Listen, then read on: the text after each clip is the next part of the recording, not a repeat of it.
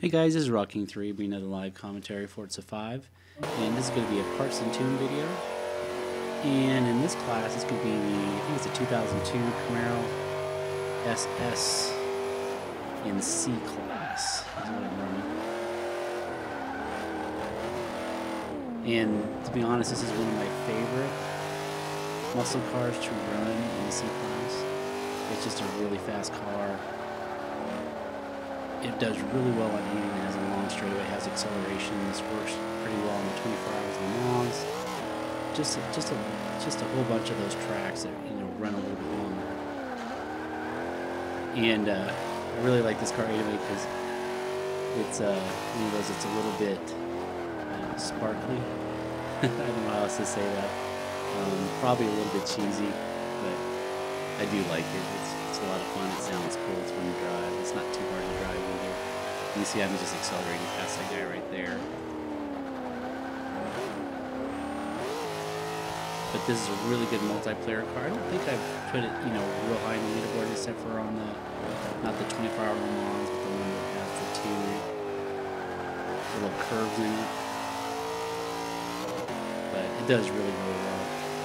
You can see that I'm behind this guy right now. I haven't been driving particularly well, but it won't matter because this car will just make it up in the straightaway just because the acceleration and the top speed is so good.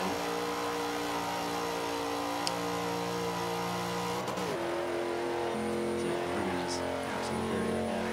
And if I did another lap, you'd see that we could actually do even better. But I won't worry with that. Let's go ahead and look at the parts. That's the good part. See you over there. Alright, and we're back.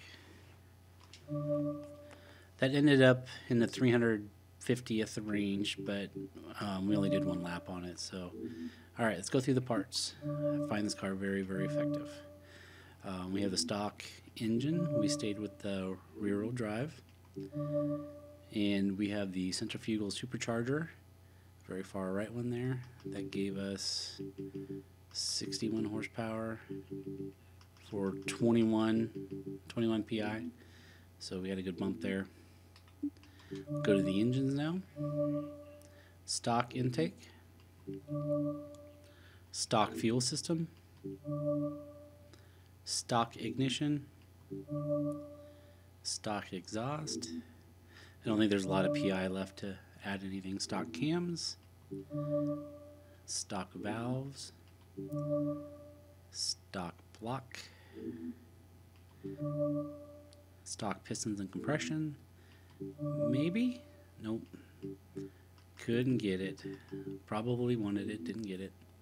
So we have the stock centrifugal supercharger, no intercooler, and no oil and cooling, and no flywheel. So that whole first section you can just ignore altogether. That'll speed things up a little bit. We have race brakes. We have the race suspension. We'll have the race anti-roll bars. We have the full roll cage. And we have the street weight reduction.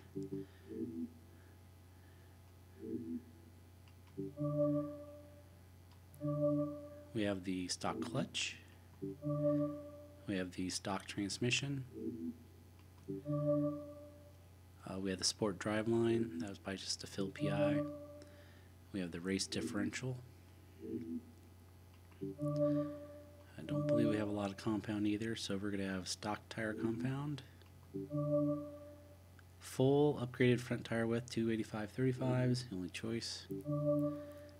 And the second to the last upgraded rear tire width at 335/30. Keeps the car a little bit more stable. And probably my heavy wheels, yep, LTC 701s. I usually go between these two. Again, that's just to gain PI.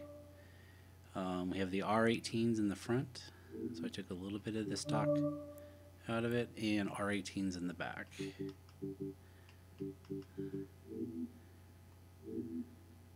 We'll have the front wing. Now the rear Forza wing, and I believe, I was hoping we had the hood, but no hood. Always like to add the extra large just in case. All right, so that's all the parts. That should get you the C500. And tire pressure normal for me, 28.5 and 28.5. Stock transmission, so the gearing is normal.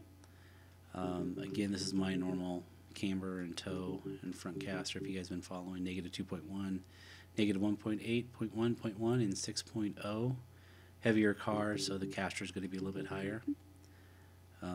The anti-roll bar is pretty standard for me as well. 24.92 in the front, 19.91 in the back.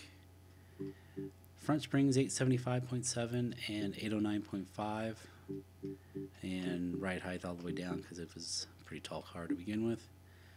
Rebound stiffness at 10.0 in the front, 8.0 in the back. So I must have just threw those numbers on there as kind of a starting point for me, and it probably turned out just fine. 2.5 and 1.9 on the bump stiffness, just to lower that down a little bit. Helps it handle a little bit better. Downforce right in the middle. Depending on what type of track you're racing, since I was doing a handling track there, I went ahead and put it into the middle. If you're doing 24 Hours of Le Mans or Bathurst or something like that, go ahead and take that downforce all the way off. That'll help you accelerate and keep your speed. Top speed. My normal braking settings, 53 and 140. Differential at 48 and 11% for deceleration. The car's a lot of fun. It works really, really well in multiplayer. It's just a nice odd car to have. It does really good on a lot of tracks. Silverstone, Sebring, Bathurst, 24 Hours of Le Mans, a lot of the type of tracks where you have some good straightaways and take advantage of the acceleration of that car. It's a really strong C-Class car. You won't get any top 50s with it, but again, it's really good for multiplayer. Thanks a lot for watching, guys, and we'll catch you in the next one. Later.